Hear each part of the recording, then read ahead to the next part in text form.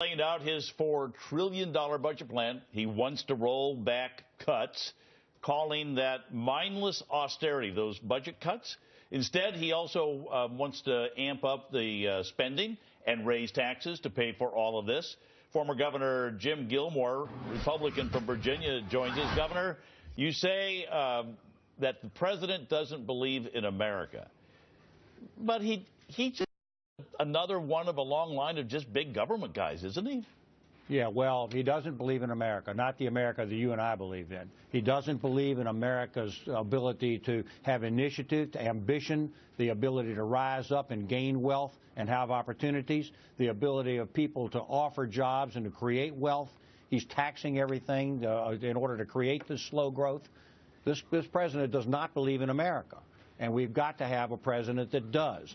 And that means we need to have somebody that actually creates the conditions for growth and opportunity in this country. Well, Governor, listen, I have this political theory that all of you, the elected class, as I like to call, you're a reflection of the people. That's how you get elected. And he's been elected twice. He reminded us that in the State of the Union.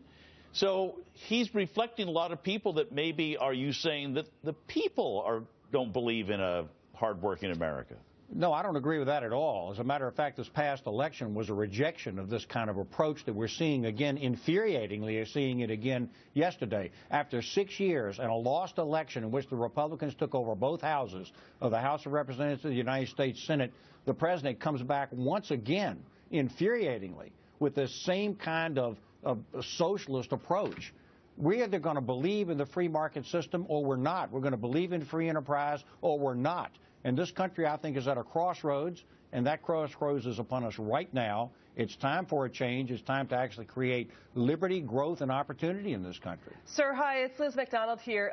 It almost seems like that this budget should be called the "You Didn't Build That Big Government" budget. And in reading John F. Kennedy, what he did, and what even Clinton did, it looks like John F. Kennedy's policies wouldn't be accepted, nor Clinton's policies would be accepted by the current administration. What do you agree with that?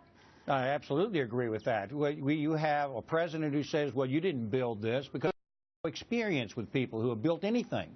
Hillary Clinton says, well, don't think for a minute that corporations create jobs. A completely nutty thing to say. The truth is that John F. Kennedy cut taxes across the board and the economy grew. Ronald Reagan cut taxes across the board and the economy grew. And we need to have a new program of economic growth in this country.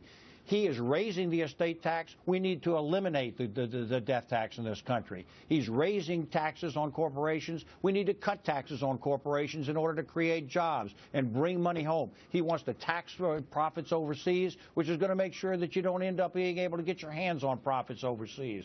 This is a opposite direction, and after 6 years, we ought to see a better direction. And back to my political theory, Governor, if the people voted for him in 2008 and voted for him in 2012, but in 2014 basically repudiated because his policies were on the ballot, are you saying there's a shift maybe in America that they're kind of getting it now? I think they are getting it now. I think that the election this past time showed that. And I think that we ought to offer a responsible budget. Let the Democrats in the Senate veto it if that's what they're going to do. If it gets through the Senate, let the president veto it. We need to offer a forward-looking, progressive, opportunity type of budget that creates jobs, growth, and opportunity. But most of all, goes back to the heart and soul of what America is, the opportunity to grow and to rise and to have ambitions and to create things.